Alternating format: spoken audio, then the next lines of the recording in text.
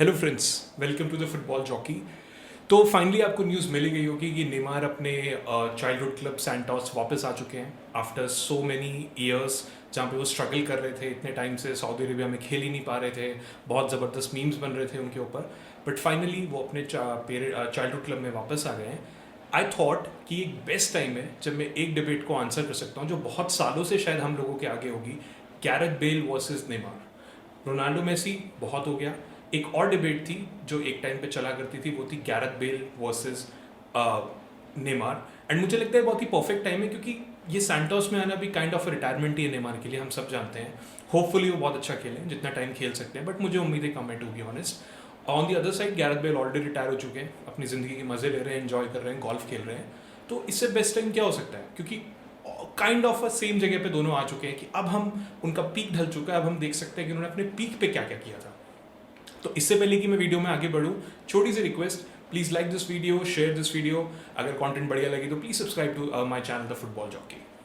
तो इस वीडियो में हम कुछ फैक्टर्स के थ्रू ये चीज़ बात करेंगे। हम इनका प्लेइंग स्टाइल देखेंगे, हम इनका रिकॉर्ड देखेंगे, हम इनकी नेशनल टीम के बारे में बात करेंगे, उसके अलावा हम इनका प्लेइंग स्टाइल देखेंगे, और उसके अलावा भी थोड़े थोड़े फैक्टर्स पे हम बात करेंगे जिनके बेसिस पे हम ये बोल सकते हैं कि इन दोनों में से कौन सा प्लेयर बेटर है। मैं इससे पहले ही बता दूं कि वीडियो मैं स्टार्ट करूं just because I am real Madrid fan, तो ऐसा नहीं है कि मुझे नेमार पसंद नहीं है। He is one of my favourite players to be honest. And मुझे बहुत ये दुख भी है कि वो रियल मैड्रिड के लिए खेल नहीं पाया आफ्टर हैविंग एवरीथिंग, कि उसने ट्रायल दिया, ये दिया, but it's fine. I am happy. अगर वो वहाँ पे ना होता तो शायद वो राइवलरी उतनी BBC वर्सेस MSN की कभी राइवलरी बनती ना। So I am very happy for him also. But या तो कुछ फैक्टर्स के बेसिस पे हम इस पर बात करेंगे एंड फाइनली एक वर्डिक्ट देखेंगे एंड लेट्स सी कौन सा प्लेयर इसमें हमारे अकॉर्डिंग सबसे बेस्ट बनता है। तो अगर हम दोनों ही प्लेयर्स की बात करें, दोनों ही हमारी जनरेशन के बहुत ही आइकॉनिक विंगर्स रहे हैं। दोनों शायद मुझे लगता नहीं, अगर मैं ईडन हैजार्ड वगैरह को अगर मैं साइड में रख दूं, वो भी शायद कहीं ना कहीं इन्होंने एक तरीके से आउट परफॉर्म कर दिया था दोनों ने, जिस टाइम पे रियल मैड्रिड और बार्सिलोना के लिए लोग खेल रहे थे। स्टिल शायद कुछ लोग डिबेट कर सकते हैं कि जस्ट बिकॉज वो वहाँ पे खेल रहे थे तो इसका मतलब ये नहीं कि ईडन हैजार्ड नहीं है, बट ईडन हैजार्ड के ऊपर वीडियो नहीं है, तो that is why obviously I am considering only Bale and Neymar here. तो ऑब्वियसली दोनों अपने अपने टाइम के, दोनों kind of a same time के बहुत ही आउटस्टैंडिंग विंगर्स हैं रियल मैड्रिड एंड बार्सिलोना के लिए। तो अगर गैरेथ बेल की बात करूँ तो 2013 में रियल मैड्रिड इनको खरीदा था। उस टाइम की वर्ल्ड फी 100 मिलियन यूरोस। तो अगर आप सबको पता होगा, ये काइंड ऑफ एक बहुत ही, मुझे पर्सनली लगता है, एक पैनिक बाय थे, क्योंकि बार्सिलोना ने नेमार को साइन कर लिया था। तो फ्लोरेंटिनो पेरेज उस टाइम एक अलग टाइप के फ्लोरेंटिनो पेरेज हुआ करते थे, तो उनकी काइंड ऑफ मेरे को ऐसा लगता है कि इज्जत पे बात बन गई थी कि यार इन्होंने तो एक टाइप ऑफ अ गैलेक्टिको खरीद लिया नेमार, हमने किसी को भी नहीं खरीदा है, तो we have to buy somebody. तो उस टाइम पे सिर्फ एक ही प्लेयर था टॉटनहम हॉटस्पर में जो खेलते थे, गैरेथ बेल। ऑब्वियसली बहुत आसान नहीं था इनको साइन करना, बहुत Daniel Levy as usual the toughest man to crack, but Florentino Perez again the best president on the planet जिसको मैं बोलता हूँ, उन्होंने उनको क्रैक कर ही लिया। ऑब्वियसली बेल की हेल्प लेनी पड़ी इसमें, एंड फाइनली 100 मिलियन यूरोस के आसपास की जो फी है उसमें इन्होंने इनको साइन कर लिया। One of the best wingers of that time, proper left footed player, I think a foot that is kind of equal to Messi. Obviously debatable हो सकता है कुछ लोगों के लिए, बट मेरे को लगता है one of the best left footer footballer.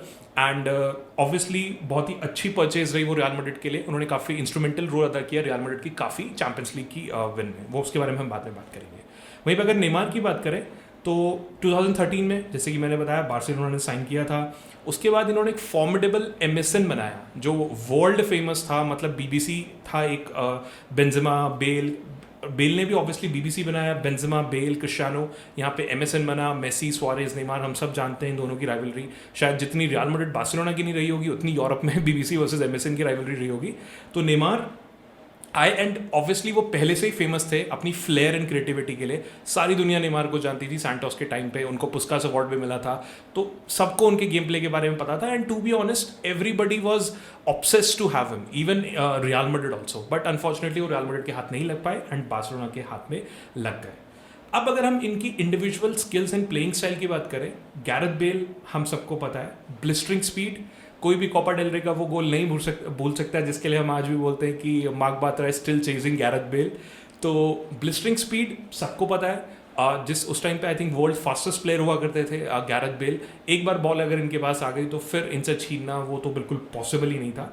उसके बाद शूटिंग, मुझे ऐसा लगता है कि लोग इनकी पेस के लिए इनको काफ़ी एक अप्लॉज देते हैं, पर मुझे ऐसा लगता है कि जो इनका शूटिंग स्टाइल था वो कहीं ना कहीं मुझे ऐसा लगता है इवन बेटर देन जो टेक्निक थी वो, I am not talking about वैसे गेम में, बट नॉर्मली मुझे लगता है कि even better than Ronaldo and Messi. I don't know why, I may be wrong, but मेरे को ऐसा लगता है जिस एंगल से एंड जिस एक मैकेनिज्म के साथ ये शूट करते थे या जो भी इनकी टेक्निक्स थी वो मुझे बहुत ही बढ़िया लगती थी यार। ऐसा लगता था कि बहुत ही एंगुलर गोल पड़ते हैं, मतलब बहुत मज़ा आता था देख के। I don't know why, obviously Messi Ronaldo अलग हो गए, मैं उस डिबेट में जा ही नहीं रहा, बट जो इनका लेफ्ट फुट था वो वन ऑफ दी, मतलब जो शूट थे one of the best technique I have ever seen apart from obviously Messi and Ronaldo. And उसके अलावा इनकी एरियल एबिलिटी 1.85 मीटर्स टॉल, उसके बाद हेडर्स लेना, मतलब एक kind of a complete player यहाँ पे रियल मैड्रिड ने खरीदने की कोशिश करी थी एक रोनाल्डो के सक्सेसर के तौर पे। भाई पेस है, उसके बाद ड्रिबलिंग आती है, दूर से शूट कर लेता है, फ्री किक ले लेता है, हेडर एबिलिटी है, हर तरीके की चीज़ों को कॉम्पनसेट करने के लिए रोनाल्डो को एक यहाँ पे सब्स्टिट्यूट ढूंढने की कोशिश की गई थी, and that is why we purchase Gareth Bale. वहीं पे अगर नेमार की बात करें, मुझे लगता नहीं है शायद मुझे ड्रिबलिंग के बारे में बात करने की ज़रूरत है। एक्सेप्शनल ड्रिबलिंग, मुझे लगता है कि शायद गैरेथ बेल आसपास तक भी नहीं होंगे, गैरेथ बेल आसपास तक भी नहीं होंगे नेमार के, अगर मैं ड्रिबलिंग की बात करूं कहीं पे। ऑब्वियसली दैट ब्राज़ीलियन फ्लेयर तो हमेशा ब्राज़ील प्लेयर में रहता ही है, वो सांबा स्टाइल हमेशा उनके साथ रहेगा। जो उनका बॉल कंट्रोल, एजिलिटी एंड जो टाइट स्पेसेस के बीच में जो उनको मूव करने की वो जो मतलब एक फ्लेयर, मतलब मज़ा आता था देख के। मतलब अगर आप मेसी रोनाल्डो को, अगेन मैं बार बार ये बोल रहा हूँ, मेसी रोनाल्डो को आप साइड रख दीजिए, अगर आप इन दोनों प्लेयर्स की बात करें तो गैरेथ बेल को अलग तरीके से देखने में मज़ा आता था, बट जो नेमार की ड्रिबलिंग थी, यू हैव टू डजन, कितनी बार ऐसा हुआ कि उन्होंने रियल मैड्रिड के अगेंस्ट गोल मारे, हर्ट करा रियल मैड्रिड को, but that man made you like feel like कि यार ये बंदे में कुछ दम है। To be honest, one of the best dribblers I ever seen, at least in my generation. मैंने जितने मैचेस देखे हैं, मुझे सबसे one of the best dribbler लगते हैं, मैं उनकी तारीफ करते कभी नहीं थकूंगा। Creativity, visionary play maker, Suarez के लिए सिर्फ उनको बॉल, मतलब कहीं ना कहीं से मुझे काइंड ऑफ वो क्रूज टाइप प्लेयर लगते थे कभी ना कभी। वैसे तो वो अटैकिंग मोड में खेलते थे, क्रूज थोड़ा ऑब्वियसली पीछे खेलते थे, बट काइंड ऑफ जो डिफेंस को काटने की टेक्निक थी बहुत बढ़िया। लॉब पास, ट्रिकरी, रबोना, फेक, आप कुछ भी बोलो, हर तरीके से करके वो कहीं ना कहीं डिफेंस को पास करते थे, और कहीं ना कहीं सुआरेस को बॉल मिलती थी या मेसी को बॉल मिलती थी, शूट, गोल। तो ये जो विजन था उनका, दैट इज डिफरेंट। उसके बाद ट्रिक्स, फ्लिक्स, इसके बारे में तो शायद हमें बात करने की जरूरत नहीं, शायद उनसे अच्छा रबोना मुझे नहीं लगता कोई मारता ही होगा। एंड उसके अलावा जितने सेंसिबल ड्रिबलिंग, मतलब जैसे ड्रिबलिंग अगर मैं बोलूँ तो ब्राजीलियंस को आदत होती है, हमारे विनीसियस जूनियर भी करते हैं, but most of the time मैंने देखा कि विनीसियस जो है पोजीशन लूज कर देता है, बट जो ड्रिबलिंग होती थी जैसे मेसी रोनाल्डो करते थे ड्रिबलिंग, उसी तरीके से नेमार का जो अटैक था वो उसी टाइप का था। मैंने कभी उनको बॉल लूज करते नहीं देखा फालतू की ड्रिबलिंग के साथ, या तो वो ड्रिबलिंग जो कर रहे हैं वो जो उससे आउटकम लेना चाहते हैं वो ले लेते थे। तो एक side pacey, blistering speed, shooting and इस टाइप का प्लेयर, एक तरफ विजन, प्ले मेकर, एक इस टाइप का प्लेयर। तो दो डिफरेंट टाइप के candidate, just like Ronaldo, Messi दोबारा रियल मैड्रिड बार्सिलोना में आए थे। अब इन दोनों में बेस्ट कौन है, that's completely up to you. यहाँ तक के पार्ट के लिए मैं अभी उस पर नहीं जा रहा हूँ। उसके बाद हम आते हैं स्टैट्स पे। अगर हम स्टैट्स की बात करें तो गैरेथ बेल 2013 से 2020 के लिए 2020 तक रियल मैड्रिड के लिए खेले, 251 मैचेस, 105 गोल, 68 असिस्ट, गोल्स पर गेम 0.42। अब मुझे ऐसा लगता है कि बहुत सारा रियल मैड्रिड का फैन बेस है जो गैरेथ बेल को वो रिस्पेक्ट नहीं देता जो उनको मिलनी चाहिए। ऑब्वियसली बीच में एक फेज ऐसा आया था जब गैरेथ बेल बिल्कुल गोल स्कोर नहीं कर रहे थे। आई स्टिल रिमेंबर, मुझे एग्जैक्टली याद नहीं है, आई थिंक 15, 18, 20 मैच हो गए थे विदाउट अ गोल। स्टिल जिदान उनको खिलाते थे, मुझे ध्यान है, एंचेलोटी ने भी उनको खिलाया, बट वो फेज तो अच्छा ही चल रहा था तब तक।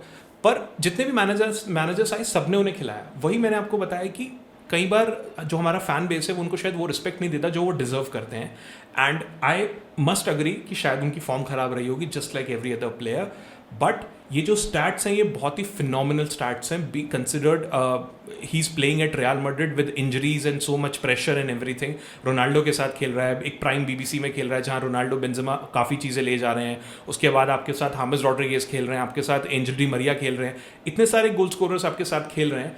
और कहीं ना कहीं आप इन स्टैट्स के साथ, trust me if you are a true elite football fan, आपको समझ में आ जाएगा कि being a real Madrid player, being player coming from UK, Wales, जो ग्रेट ब्रिटेन के प्लेयर है जो कि हमेशा रियल मैड्रिड या स्पेन में जो है सफ़र ही करते हैं, आप चाहे डेविड बेकहम ले लो, आप चाहे माइकल ओवन ले लो, तो कहीं ना कहीं उन प्लेयर्स के आगे गैरेथ बेल मेरे हिसाब से one of the best greatest British ever played for Real Madrid है इन स्टैट्स के साथ। वहीं पर अगर मैं नेमार की बात करूं, छोटा स्ट्रिंग था in comparison to Gareth Bale 2013 to से 2017, 186 अपीयरेंसेस, 105 गोल्स, 76 असिस्ट, गोल्स पर गेम 0.56। मुझे शायद बताने की जरूरत नहीं है जो उस टाइम पे एमएसएन जिस तरीके से खेलती थी, तबाही मचा देते थे जिनको बोलते हैं कि बिल्कुल मेसी का इतना स्लीक पास बीच में से आएगा, नेमार गोल मार देगा, नेमार का असिस्ट आएगा, मेसी गोल मार देंगे, मेसी फ्री किक से गोल मार देंगे, Suarez clinical finisher ever, always just like the best, like we had Benzema here, but उस time obviously I will give an edge to Suarez कहीं ना कहीं, कि जिस तरीके से सुआरेज फिनिश करते थे या जिस तरीके से जो उनका गेम प्ले था, जो उनका एक जो कॉम्बिनेशन था ना, जो वो एक दूसरे की ऐसा लगता था आंखों से समझ जाते हैं कि अब मुझे क्या करना है। जो उनका प्लेइंग स्टाइल था वो डेफिनेटली एमएसएन को बहुत बढ़िया बनाता था। यही रीज़न है कि बार्सिलोना ने एक ट्रेबल का सीजन भी देखा, जो आई थिंक नेमार की सबसे बड़ी अचीवमेंट है, मुझे तो पर्सनली ऐसा लगता है। एंड यही रीज़न था कि जो इनके स्टैट्स है वेरी गुड। ऑब्वियसली ये स्ट्रेंथ थोड़ा छोटा था ड्यू टू XYZ कॉन्ट्रोवर्सीज जो हमें पता है, जिसकी वजह से उनको PSG जाना पड़ा। तो अगर आप स्टैट्स वाइज भी देखो तो मुझे कोई बहुत ज़्यादा डिफरेंस नहीं लगता दोनों में, कंसिडर्ड एक ने ज़्यादा टाइम बिताया, एक ने थोड़ा कम टाइम बिताया, इंजरीज एंड बहुत सारे अलग फैक्टर्स। आपकी कॉल है, आप किसको ऊपर रखना चाहोगे। मैं यहाँ पे ऑलमोस्ट बराबर ही फैक्टर कंसिडर कर रहा हूँ। अगर अब हम नेशनल टीम की बात करें, अगर हम गैरेथ बेल की बात करें, तो 111 अपीयरेंसेस, 41 गोल्स, 22 असिस्ट। आप हो सकता है बोलोगे कि यार ये तो बहुत ही बेकार से स्टार्ट्स है, बहुत ही कम स्टार्ट्स है, मतलब इसका तो कुछ नहीं है, क्योंकि जब मैं आपको नेमार के स्टार्ट बताऊंगा तो आपको ऐसा लगेगा तो उसके मुकाबले कुछ भी नहीं है। बट आपको यहाँ पे एक छोटी सा एंगल ये समझना पड़ेगा कि वेल्स उतनी बड़ी टीम नहीं है, एंड वेल्स के लिए भी ही is one of the best player of from there history. Even though उस टाइम पे कोई बहुत ज़्यादा बड़े प्लेयर्स उनके पास थे नहीं, पूरी टीम जस्ट लाइक एक टाइम था जब पोर्चुगल की टीम, जब आप कह सकते हो कि फीगो चले गए थे, या फिर जो वो एरा था जब वो चला गया था, उसके बाद वो जो टीम थी पोर्चुगल की, वो कहीं ना कहीं रोनाल्डो पर डिपेंड करती थी। सेम, बट इवन पोर्चुगल में तो बहुत बड़े बड़े स्टार्स थे, नानी थे हमारे पास, उसके बाद पेपे हुआ करते थे डिफेंस में, उसके बाद क्योरिस्मा हुआ करते थे वहाँ पे। तो उस टाइम हमारे पास बहुत अच्छे पोर्चुगल के स्टार्स थे, बट वेल्स के पास उतने बड़े स्टार नहीं थे। आप ज़्यादातर रैमसी बोल सकते हो। अब वेल्स की कहानी थोड़ी अलग है, बट अगर आप उस टाइम पे बात करो तो मुझे नहीं लगता कि मतलब प्लीज़ करेक्ट मी अगर कोई और प्लेयर रह गया हो तो मुझे बताना, बट मुझे ऐसा लगता है कि गैरेथ बेल एंड रैमसी के अलावा मुझे कोई ऐसा बहुत बड़ा प्लेयर उस टाइम पे याद नहीं है वेल्स का। तो उस टाइप की टीम को अपने शोल्डर पे लेके चलना, ये बहुत बड़े नंबर्स हैं, to be honest, trust me on that. And अगर अचीवमेंट्स की आप बात करो तो इन्होंने 2016 यूरो के सेमीफाइनल में अपनी टीम को लीड करा था, और काफ़ी अच्छी परफॉर्मेंस रही थी इस पूरे टूर्नामेंट में उनकी, आई थिंक। एंड वेल्स कभी सेमीफाइनल तक पहुंची नहीं थी, तो ये एक अचीवमेंट है उनके लिए। वेल्स जो है 2022 फीफा वर्ल्ड कप के लिए भी उन्होंने क्वालिफाई करा था, एंड ये उनकी पहली वर्ल्ड कप अपीयरेंस थी since 1958, and it's just because of Gareth Bale. वहीं पे Wales all time leading goal scorer, जो मैं ऑलरेडी बता चुका हूँ, उनकी हिस्ट्री के सबसे बेस्ट प्लेयर रहे गैरेथ बेल। तो हो सकता है नंबर वाइज आपको ये लगे कि थोड़े से नंबर्स तो बहुत लो हैं in comparison to other players, पर जिस टाइप की टीम वेल्स की है उसके मुताबिक he is a legendary player, trust me on that. अगर हम ब्राज़ील नेशनल टीम की बात करें, ऑब्वियसली नेमार 124 मैचेस, 77 गोल्स, जो कि एक tied all time goal scorer है पेले के साथ, legendary Pele. 55 assist, one of the highest assist provider in Brazil history. तो ये स्टैट्स देख के आप बोल सकते हो कि यार गैरेथ बेल तो कहीं आसपास तक भी नहीं टिकते हैं। एंड मैं एग्री करता हूँ, बिल्कुल ऐसी बात नहीं है, इससे कोई फ़र्क नहीं पड़ता, मतलब कहीं ना कहीं फ़र्क नहीं पड़ता कि वो वहाँ पे खेलता है, वो वहाँ पे खेलता है, जो जिसकी परफॉर्मेंस है वो आपको माननी पड़ेगी। तो I am accepting that fact. I was just saying कि वो काइंड ऑफ एक अलग टीम होगी, मतलब ब्राज़ील एक पूरी पावर पैक्ड पंच टीम है, उसमें इतने सारे प्लेयर खेलते थे फ्रॉम स्टार्टिंग, मतलब उस टाइम पे भी अगर मैं ब्राज़ील का पहले का बोलूँ, काका खेलते थे, मतलब ऑफेंस की शायद मुझे ज़रूरत नहीं है बोलने के लिए, क्योंकि डिफेंस में डाविड लुइस आपके पास होते थे, उसके बाद बहुत सारे प्लेयर थे, डैनी आल्वेस होते थे, नेमार होते थे, उसके बाद आपके पास इसके अलावा भी आई थिंक उस टाइम पे, अगर मैं गलत नहीं हूँ, जब नेमार खेलते थे तो उस टाइम पे और भी वो जो हमारे चाइनीज़ प्लेयर है, मैं नाम भूल गया हूँ यार उनका, जो अभी ऑस्कर भी होते थे। मतलब again Brazil was almost full, is always full of stars. अभी भी अगर आप देखो रिचर्लिसन, रॉड्रिगो, उसके बाद विनीसियस जूनियर, इतने सारे प्लेयर अभी भी इनके पास हैं, कहीं ना कहीं लुकास पैकेटा, भरी पड़ी है team just like that time, तो दैट्स वाई वो जस्ट कंपेयरिंग ये तो दोनों को उसमें बीच में. But again no disrespect to Neymar, he is one of the best Brazilian ever played. Legendary Pele के साथ उनका गोल स्कोर जो है वो टाई हो रखा है. लेट्स सी अगर जो विनीसियस जूनियर को कहा जाता है कि ये ब्रेक कर देंगे, लेट्स सी अगर कर पाते हैं तो. अगर आप इनकी अचीवमेंट देखें तो 2013 फीफा कन्फेडरेशन कप फाइनल में स्कोर किया था. उसके अलावा ब्राज़ील को गोल्ड मेडल जितवाया था 2016 का जो ओलंपिक्स था जो ब्राज़ील में हुआ था रियो डी जेनेरियो में. उसके अलावा ब्राज़ील की जो 2014 की फीफा वर्ल्ड कप रन थी जिसमें ये हारे थे ऑब्वियसली बाद में, उसमें बहुत ही इन्फ्लुएंशियल रोल इन्होंने अदा करा था. उसके अलावा जो जितने भी कैंपेन हुए मेजर क्वालिफिकेशन कैंपेन ब्राज़ील के लिए, इन्होंने हमेशा बहुत अच्छा रोल अदा किया है. डेफिनेटली बहुत टाइम से इंजर्ड हैं, क्लब्स में अच्छा नहीं खेल पा रहे, तो ऑब्वियसली नेशनल टीम में जगह नहीं है क्योंकि नेशनल टीम ऑलरेडी भरी पड़ी है ब्राज़ील की एज यूजुअल. तो ये इनका नेशनल टीम के स्टैट्स है. यहाँ पे मैं शायद कह सकता हूँ कि हाँ नेमार कहीं ना कहीं नेमार का एक अपर हैंड है when it comes to Gareth Bale in comparison to when we are talking about national team है. तो डेफिनेटली बट अगेन मैं बोलूँगा कि वेल्स टीम को के हिसाब से ये very good number, these are very good numbers for Gareth Bale और a very good performance from Gareth Bale also. अब अगर आप इनकी ट्रॉफीज़ की बात करें तो अगर मैं सबसे पहले गैरेथ बेल की बात करूं, टोटल 12 ट्रॉफीज़ इनके पास हैं, जिसमें 5 चैम्पियंस लीग इनके पास हैं, 3 ला लीगा है, 1 कोपा डेल रे है, 3 फीफा क्लब वर्ल्ड कप है. एंड सिर्फ यही नहीं, मतलब ये तो ट्रॉफीज़ की बात हो गई, इन ट्रॉफीज़ को जीतने में इनका रोल भी बहुत बड़ा रहा है. अगर आपको वो बेस्ट 93-14 वाला जो हमारा गोल है रामोस वाला, अगर आपको वो वाला मैच याद हो चैंपियंस लीग जहाँ से रियल मैड्रिड का एक कमबैक ही हुआ हिस्ट्री में, उस वाले मैच में भी ही स्कोर्ड अगेन एटलेटिको. उसके बाद लिवरपूल के against he scored a fantastic bicycle kick. Obviously careers का वहाँ पे थोड़ा मेसअप है, but still we can't take away the goal that was. उसके अलावा जो मैं जिसके बारे में पहली बात कर चुका हूँ, that Bartra still chasing Gareth Bale, Copa del Rey का फाइनल, वो रन मुझे नहीं लगता कि कोई भी real Madrid fan, even Barcelona fan शायद वो रन भूलेगा. जो टाटा मार्टिनो के साइड से उन्होंने, जब टाटा मार्टिनो जहाँ पे खड़े थे साइड से उन्होंने जो रन बनाई थी, I think one of the best goals of Copa del Rey और maybe in Spanish history. And blistering speed जिसकी मैंने बात करी थी वो भी 85 या 86 मिनट के आसपास. Fantastic performance, fantastic stamina. तो जो ये ट्रॉफीज़ इन्होंने जीती है इनमें डेफिनेटली इनका रोल रहा है. ये नहीं आप बोल सकते हो कि ये कोई एक्स्ट्रा प्लेयर थे, कभी फाइनल में चले ही नहीं, कभी कुछ इन्होंने करा ही नहीं. Definitely he contributed in that. And real Madrid में 12 ट्रॉफीज़ जीतना, trust me, it's a very good number. And मैं तो जो रियल मैड्रिड के लेजेंड्स की लिस्ट है उसमें डेफिनेटली गैरेथ बेल को रखने वाला हूँ. वहीं पे अगर आप नेमार की बात करें तो ऑब्वियसली जैसे कि हमने बात करी, इनका स्टेंट थोड़ा छोटा था. इन्होंने बार्सिलोना में सिर्फ 7 ट्रॉफीज़ जीती, जिसमें यूएफा चैंपियंस लीग, उसके अलावा 2 बार ला लीगा, 3 बार कोपा डेल रे and 1 bar FIFA club world cup. But जिसके बारे में मैंने पहले भी बात करी थी, 2014-15 का ट्रेबल जो MSN ने डिस्ट्रॉय कर दिया था यूरोप को, उस एक बहुत ही लाइफ टाइम अचीवमेंट होती है किसी भी प्लेयर के लिए एक ट्रेबल जीतना. आप डोमेस्टिक भी जीत रहे हो, आप यूरोप भी जीत रहे हो. शायद ही बहुत कम टीम्स होती हैं जिनके पाले में ये वाली चीज़ आती है या फिर ये अचीवमेंट आता है. एंड वो बिल्कुल पीक था बार्सिलोना का, एंड नेमार का, मेसी का, सुआरेज का, वो अलग ही बार्सिलोना उस टाइम पे खेलती थी. मतलब आप सिर्फ इमेजिन करो कि आगे आपकी MSN खेल रही है, मिडफील्ड में आपके जवी इनिएस्टा खेल रहे हैं, बुस्केट्स खेल रहे हैं, डिफेंस में आपके पास मैस्चेरानो हैं, उसके अलावा पियोल हैं, बात्रा हैं, उसके अलावा डैनी एल्वेस हैं, जॉर्डी एल्बा है. आप जो प्लेयर बोलो उनके पास उस टाइम पे है. विक्टर वाल्डेस उनके कीपर है, उस टाइम पे अपने पीक में हुआ करते थे. तो that was one of the best Barcelona to be honest. And they played fantastically. And 2014-15 का जो ट्रेवल है वो शायद उनकी लाइफ टाइम अचीवमेंट रहेगी. एंड 7 ट्रॉफीज़ उनमें से हैं. तो अगर बिग मैच परफॉर्मेंसेस की बात करें, मैं ऑलरेडी बारे में कर चुका हूँ. जो गैरेथ बेल ने स्कोर करे थे वो at least 2 Champions League final, 1 Copa del Rey final, उनको शायद कोई नहीं भूल सकता है. वहीं पे अगर आप नेमार की बात करें, नेमार की बात करनी रह गई थी, तो 2015 चैंपियंस लीग फाइनल 3rd गोल था जो उन्होंने स्कोर किया था यूवेंटस के अगेंस्ट, एंड बार्सिलोना ऑब्वियसली इसको जीती थी. उसके अलावा एक 2017 का चैंपियंस लीग आपको याद होगा जो राउंड ऑफ 16 था, जिसमें बार्सिलोना ने एक हिस्ट्रिक कमबैक किया था PSG के अगेंस्ट 6-1, जिसमें आखिरी में एक गोल पड़ा था बिल्कुल लास्ट सेकेंड में. बहुत कंट्रोवर्शियल मैच भी बोला जाता है ऑब्वियसली, बट एजिकेल लवेजी ने उसमें हमारे उरुग्वेन जो प्लेयर थे कवानी, उन्होंने गोल मारे थे.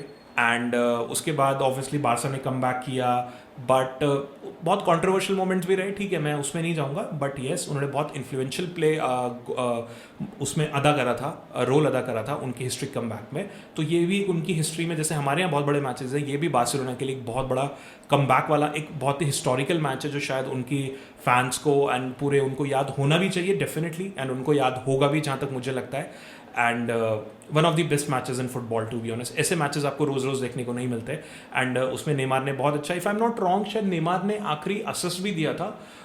मैं अभी नाम भूल गया हूँ जिन्होंने वो लास्ट गोल स्कोर करा था। उन्होंने रिसेंटली शायद बार्सिलोना लीव करी है, मैं नाम भूल रहा हूँ, प्लीज़ जिसको नाम मतलब नाम ध्यान है प्लीज़ कमेंट, मुझे कमेंट करके बताना यार कौन सा प्लेयर था, मैं नाम भूल गया उनका। उसके बाद एक बहुत ही इंपॉर्टेंट फैक्टर पे हम बात करते हैं, जो है इनकी कंसिस्टेंसी के बारे में। तो ये कंट्रोवर्शियल फैक्टर है दोनों ही प्लेयर के लिए, क्योंकि अगर आप गैरेथ बेल की बात करो तो मल्टीपल इंजरीज, जब वो रियल मैड्रिड आए थे, जब उनका ट्रांसफ़र भी हुआ था, उस टाइम पे भी ऐसी रिपोर्ट्स हैं कि उनके मेडिकल में भी ये चीज़ें आई थी कि उनकी जो बैक है वो ऑलरेडी हर्ट थी, उनको बैक के काफ़ी इश्यूज़ रहते थे, but still real Madrid took a punt on him and eventually it paid of कहीं ना कहीं। तो उनकी इंजरी को लेके हमेशा कंसर्न रहे हैं, इतने सारे मैचेस उन्होंने मिस करे हैं रियल मैड्रिड के। पहले मैं कभी सोचता हूँ कि अगर वो सारे मैचेस खेलते, एक फिट प्लेयर होते जिस तरीके से रोनाल्डो रहे हैं या मेसी रहे हैं वहाँ पे, तो शायद हमें एक अलग ही गैरेथ बेल देखने को मिलता, जो और इससे बेटर स्टैट्स यहाँ पे कर सकता था। एंड ऑब्वियसली कंसिस्टेंसी कभी नहीं रही उनकी, जैसे कि मैंने बताया बहुत ज़्यादा हाई एंड लोज रहे हैं, या तो बहुत ही अच्छा खेले या बहुत ही ख़राब खेले, और बीच में तो एक ऐसा टेन्योर आया जब बिल्कुल उनके पास से गोल आ ही नहीं रहे थे, मतलब रियल मैड्रिड सैंटियागो बर्नाब्यू ने अपने ही प्लेयर को बू करना स्टार्ट कर दिया था। एंड वही वो मोमेंट था, उन्होंने जो क्राउड के बारे में भी, फैंस के बारे में कुछ कुछ बोले थे, चीज़ें बोली थी, एंड ठीक है, मतलब मेरे को लगता है कहीं ना कहीं आदमी फ्रस्ट्रेट हो जाता है फैंस को। And real Madrid fan again one of the बहुत कॉन्ट्रोवर्शियल फैंस इनको बोला जाता है, बहुत ही दिल से गुस्सा एंड प्यार करने वाले जो फैंस है रियल मैड्रिड, ऑलरेडी बदनाम कह लो या कुछ भी कह लो, I am also one of them, but I never booed my own players. I can understand कि प्लेयर की फॉर्म खराब है, सही हो सकती है, बट ठीक है जो भी है। तो वो कंसिस्टेंसी वहाँ पे कभी नहीं थी गैरेथ बेल की, एंड यही शायद one of the main reason भी रहा है कि उनको रियल मैड्रिड जब बाद में, क्योंकि वो और साल खेल सकते थे, अभी शायद 1-2 साल और खेल सकते थे, बट इंजरीज ने उनको वहाँ पे थोड़ा परेशान कर दिया था। सेम गोज विद नेमार, शायद मुझे इनकी इंजरीज के साथ बताने की आपको ज़रूरत है नहीं, जिस तरीके की इंजरी इनको वर्ल्ड कप में हुई थी, उसके बाद ये शायद मुझे ऐसा लगता है वहाँ से वापस कभी आ ही नहीं पाए। पीएसजी में जितनी इंजरीज इनको रही है, मतलब ऐसा मुझे लगता था कि पीएसजी गए हैं, उसके बाद अम्बापे इनके पास थे, मेसी इनके पास थे, शायद ये कुछ ऐसा करेंगे जो कि शायद बार्सिलोना से भी ऊपर हमें कहीं देखने को मिलेगा, मतलब ऐसा लगेगा कि बार्सिलोना वाले तरसेंगे कि यार ये हमारे पास कभी खेलता था, बट ऐसी कोई परफॉर्मेंस कभी आई नहीं। मैंने एक वीडियो पहले ही बनाई थी, मैंने उसमें भी बोला था कि पीएसजी कभी यूरोप नहीं जीत पाई इनको लेने के बावजूद भी। एंड नेमार बहुत अच्छा खेले थे, नो डाउट बहुत अच्छा खेलते थे, जो उनका प्लेइंग स्टाइल था वो हमेशा बहुत एंटरटेनिंग था, but end of the day trophy matters यार, end of the day goals matter, और ये सब मैटर करते हैं। उसमें ये हमेशा इंजर्ड होते थे most of the time, Messi और अम्बापे कहीं ना कहीं खेल रहे होते थे, तो मतलब और इवन बार्सिलोना में जो इन्होंने खेला, मुझे ऐसा पर्सनली लगता है कि बार्सिलोना में इनके इतने इंजरी कंसर्न्स नहीं थे। ये जितने साल बार्सिलोना के लिए खेले, जो 2013 से 17 के लिए खेले, काफ़ी अच्छा इनका एरा था, मुझे पर्सनली लगता है कि उसमें कोई बहुत बड़ी प्रॉब्लम थी। बट येस, उसके बाद इनके सितारे गर्दिश में आ गए, पीएसजी में हमेशा इंजर्ड रहे, सऊदी अरेबिया की हमें बताने की ज़रूरत नहीं है, मतलब फ्री की सैलरी उठा रहे थे, फाइनली इन्होंने खुद ही अपना कॉन्ट्रैक्ट टर्मिनेट कर लिया एंड अब सैंटोस में वापस आ गए। तो येस, दोनों ही प्लेयर कहीं ना कहीं इंजरी से सफ़र करते थे, एंड मुझे लगता है तो यहाँ तो दोनों ही बैलेंस रहे, ना कोई जीता ना कोई हारा, कोई बहुत ज़्यादा कम ज़्यादा इंजरीज का तो कोई मतलब होता ही नहीं है। अगर हम इनके रोल की बात करें, वर्सेटैलिटी या रोल की बात करें, गैरेथ बेल आई थिंक एक विंगर की तरह ही आए थे, लेफ्ट विंग खेलते थे, एंड वो बहुत कम, मतलब मुझे ऐसा लगता है कि उन्होंने जो वर्सेटैलिटी दिखाई है वो शायद थोड़ी सी बेटर होगी, मुझे पर्सनली लगता है, क्योंकि उनको फुल बैक के रोल पे भी खिलाया गया था। अगर आपको ना पता हो तो गैरेथ बेल ने अपना career as a full back start किया था, वो लेफ्ट बैक खेलते थे टॉटनहम के लिए, साउथहैम्पटन पे लोन पे गए, फिर वहाँ से वापस आए, फिर उन्होंने एक मैच ने उनकी किस्मत बदल दी, वो था इंटर मिलान के अगेंस्ट जो उन्होंने हैट्रिक मारी थी, वहीं से लोगों को पता लग गया था कि यार ये बंदा लेफ्ट बैक खेलने के लिए नहीं है, ये आगे खेलने के लिए है। तो शायद वही मोमेंट था जहाँ पे कि आप बोल सकते हो कि गैरेथ बेल ने फुल बैक भी खेला, गैरेथ बेल ने विंग भी खेला, गैरेथ बेल ने फॉरवर्ड भी खेला, गैरेथ बेल ने राइट विंग भी, मतलब विंग में मैं दोनों कंसिडर कर रहा हूँ, तो 3-4 पोजीशन उन्होंने खेली हैं, नंबर 10 भी खेला है कई बार। तो मुझे ऐसा लगता है कि वर्सेटैलिटी तो थी गैरेथ बेल में, उन्होंने ऑलमोस्ट परफॉर्म हर जगह ही करा है जहाँ जहाँ पे वो कर सकते थे। तो उनकी अडेप्टेबिलिटी जो बढ़िया थी, जो उनकी फ्लेक्सिबिलिटी थी रोल के साथ, मुझे कभी कंप्लेन करते हुए पता नहीं लगा कि उन्होंने कंप्लेन कर दिया हो कि मुझे यहाँ नहीं खिलाया, मुझे वहाँ नहीं खिलाया, मुझे यहाँ खिलाओ, मेरी परफॉर्मेंस नहीं आ रही। जहाँ कोच बोलते थे वहाँ वो खेलते मिले हैं एंड ठीक ठाक परफॉर्मेंसेज उन्होंने दी हैं। तो मुझे ऐसा लगता है कि फ्लेक्सिबल प्लेयर थे, जो टैक्टिक्स या रोल उन्हें दिया जाता था वो उन्होंने अदा करा है। अगर नेमार की बात करें, लेफ्ट विंगर की तरह इन्होंने भी स्टार्ट करा था अपना करियर, लेफ्ट विंग से काटते हुए बॉल को लाते थे, obviously with their flairs, fake, rabona and all that, जिसके लिए वो ऑब्वियसली फेमस थे। एंड सेंट्रल अटैकिंग रोल में ये बाद में शिफ्ट हो गए थे। तो उसके अलावा कभी कभी ओकेजनली सेकंड स्ट्राइकर भी खेला करते थे, बट मुझे ऐसा कुछ लगा नहीं कि इनके रोल में कोई बहुत ज़्यादा फर्क आया है। वो शुरुआत से वही अटैकिंग खेला करते थे, कभी CM हल्का फुल्का खेल गए, मोर लाइक एक नंबर 10 के रोल में आ गए, या फिर कभी कभी अगर डुअल स्ट्राइकर के उसमें 4-4-2 टाइप में खेल रहे हैं तो स्ट्राइकर खेल रहे हैं, या फिर इधर खेल रहे हैं। तो मतलब मैं सिर्फ गैरेथ बेल को इसलिए रख रहा हूँ क्योंकि उन्होंने फुल बैक रोल भी खेला है, उन्होंने डिफेंडिंग वाला भी करा। इवन रियल मैड्रिड में भी कभी कभार जब कुछ इंजरीज की प्रॉब्लम हुई है तो उन्होंने एक आधी बार फुल बैक का रोल वहाँ पे अदा करा है गैरेथ बेल ने। तो इसलिए मैं सिर्फ थोड़ी सी एज दे रहा हूँ गैरेथ बेल को, just on the basis of that. Apart from that तो दोनों ही अटैकिंग प्लेयर है, मुझे शायद उसमें कुछ बताने की जरूरत है नहीं। अब एक बहुत ही इंपॉर्टेंट एस्पेक्ट है मार्केटेबिलिटी एंड ग्लोबल अपील, कि ये प्लेयर ऑन द फील्ड तो चलो बढ़िया है, ये ऑफ द फील्ड कितना ब्रांड्स के लिए इंपॉर्टेंट है या फिर कितना रेवेन्यू कमाते हैं। जैसे कि रियल मैड्रिड बार्सिलोना की आप अगर रोनाल्डो एंड मेसी की बात करो तो दोनों की अलग ही कहानी है। तो क्या इन दोनों का भी कुछ फ़र्क है?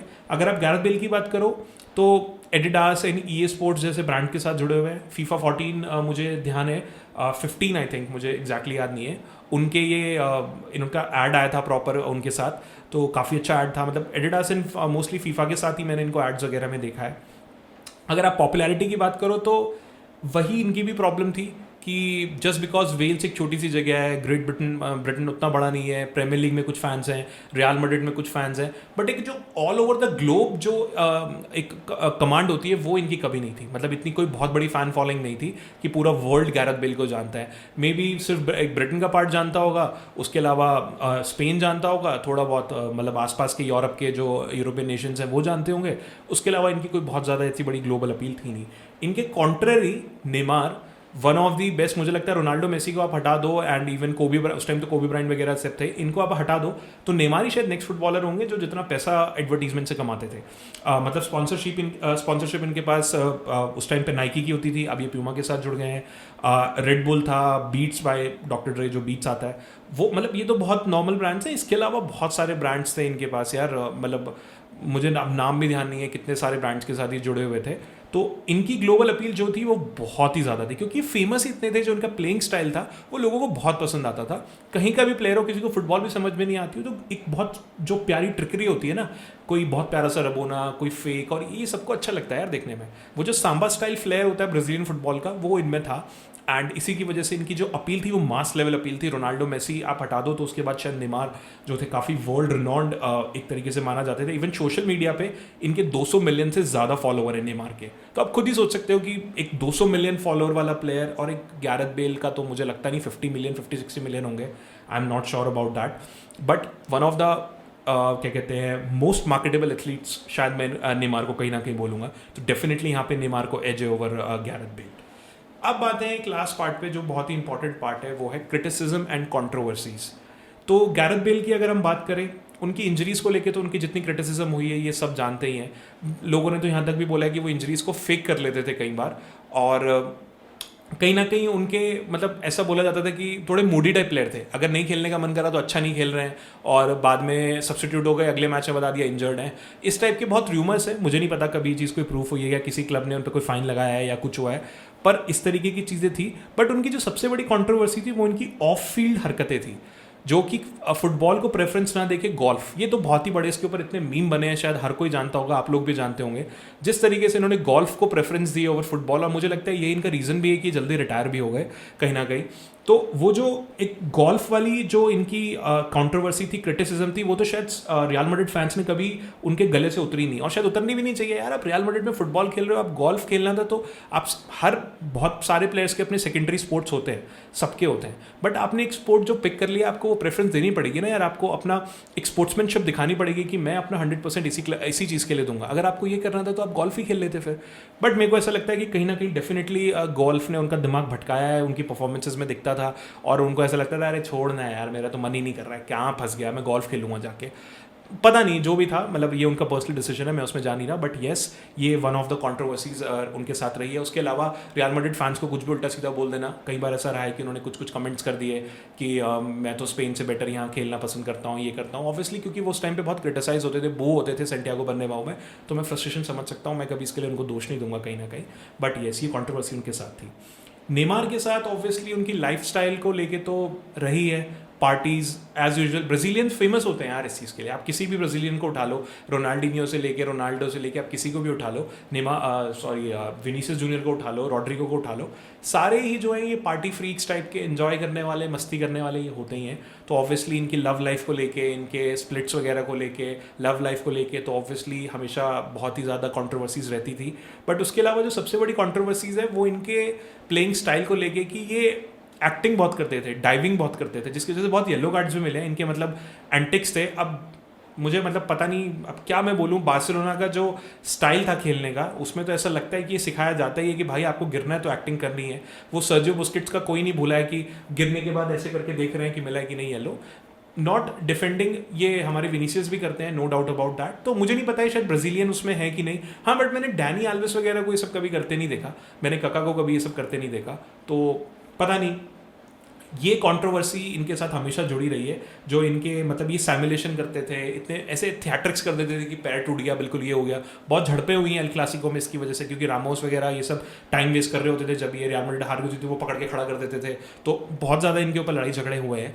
तो ये जो थिएट्रिक्स थी ये इनके साथ जुड़ी हुई हैं, ये इनके साथ नाम हमेशा जुड़ा हुआ है। सेम थिएट्रिक्स कहीं ना कहीं सुआरेस के साथ भी जुड़ी हुई है, मतलब एमएसएन में था थोड़ा, जैसे मुझे बेंजेमा कभी नहीं लगा, बेंजेमा यार अगर मैं बार्सिलोना की बात करूँ, इनिएस्टा, मुझे जवी कभी नहीं लगा कि इन्होंने कोई थिएट्रिक्स कभी दिखाई हो। अगर इनिएस्टा बोलता था ये फाउल है या वो लगा है तो मैं वही मान लेता था यार इसको लगी होगी। One of the best legendary respected player to be honest, कोई डाउट नहीं है, पियोल हो गए, one of the best sports person ever played. मुझे आज भी ध्यान है रोनाल्डो के ऊपर एक लाइटर, पीके के ऊपर एक लाइटर पड़ा था, अगर रेफरी को दिखा देते तो मैच शायद वहाँ पे खत्म हो जाता और बार्सिलोना जीत जाती। उन्होंने वो लाइटर उठा के अपनी पॉकेट में डाल के बोला कि जाओ खेलो यार। तो इस टाइप की जो स्पोर्ट्समैनशिप होती है, डेफिनेटली कुछ लेजेंड्स अलग ही हैं इस चीज़ के लिए, बट हाँ नेमार उनमें से एक नहीं है डेफिनेटली। तो दोनों की कंट्रोवर्सी है, ऑब्वियसली दोनों की अलग टाइप की कंट्रोवर्सी है, मुझे नहीं पता इसमें कौन जीतेगा कौन नहीं। तो ये सारे फैक्टर्स आपके आगे मैंने रख दिए। एक तरफ ये है गैरेथ बेल, ये है नेमार, गैरेथ बेल जिन्होंने चैंपियंस लीग फाइनल जीते हैं बहुत सारे, उन्होंने गोल भी स्कोर करे हैं, नेशनल टीम के अपने बेस्ट गोल स्कोरर हैं, अपनी हिस्ट्री के हैं, उनको सेमीफाइनल्स तक पहुंचाया है कहीं ना कहीं। उसके अलावा इज़र नेमार हैं जिन्होंने ट्रेबल जीता है, उसके बाद वो पहले जो है उनके लेजेंडरी स्ट्राइकर, उनके साथ उनका ब्राज़ील का रिकॉर्ड है। इंजरीज हैं बहुत सारी, ऑफ द फील्ड कंट्रोवर्सीज हैं, ब्रांड है, एंडोर्समेंट है। I tried my best to cover everything. Now it's up to you, आपको क्या लगता है इनमें से कौन बेटर है, मुझे कमेंट्स में ज़रूर बताइएगा। एंड अगेन अगर आप अभी तक यहाँ पे बने हुए और आपको वीडियो पसंद आई है तो please like the video, share the video and please subscribe to my channel the football jockey. Thank you.